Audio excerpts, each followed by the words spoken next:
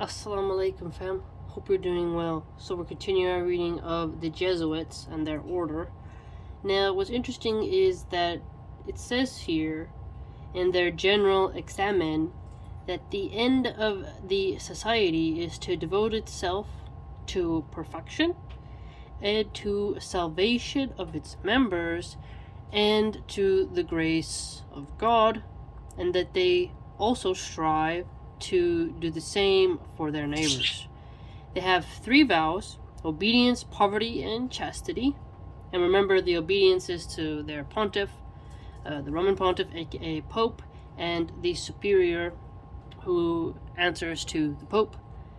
And poverty for them means they're not able to possess any fixed income for their living expenses or any other, like anything else for like there's a purpose. So they cannot get any fixed income, and it has to just be bare bones. So they can be given things and then sell it.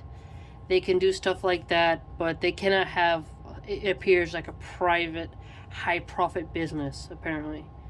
And then poverty is also a vow that is upon every individual, but as well as the churches and the houses of the society. So everyone has to take that vow of poverty, buying what you need for bare bones essentials.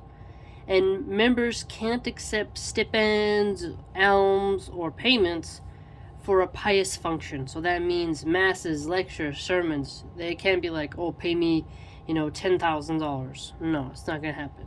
Or euros in this matter. And that they do things for the pure service of their Lord. So they have to kind of do it for that only. So it reminded me of how we Muslims have the do it for the sake of Allah alone. And it appears here like they can be given gifts and they can sell it at sale price.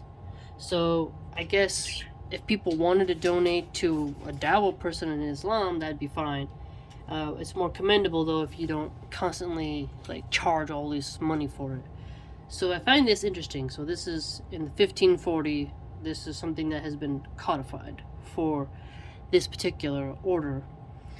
Now, another interesting point is that the colleges and the houses of probation, they have fixed revenues for the living expenses of their scholastics before they enter into the professed society or its houses, but the funds can only be used for that. So it's not like you can just siphon off money from those colleges to then use for whatever you want. No, the funds are supposed to go towards, maintaining the school, and then for the scholastics as they attend those institutions.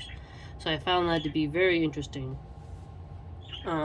for how they would like to have their finances set up. So those are some cool points for you. And again, they can't charge for the sacraments, they can't charge for the administration of any of those types of sacraments. So it's just really interesting how they are really pinpointing money onto the issue that has to be clarified of what does they exactly mean by poverty. Alright fam, hope you learned something.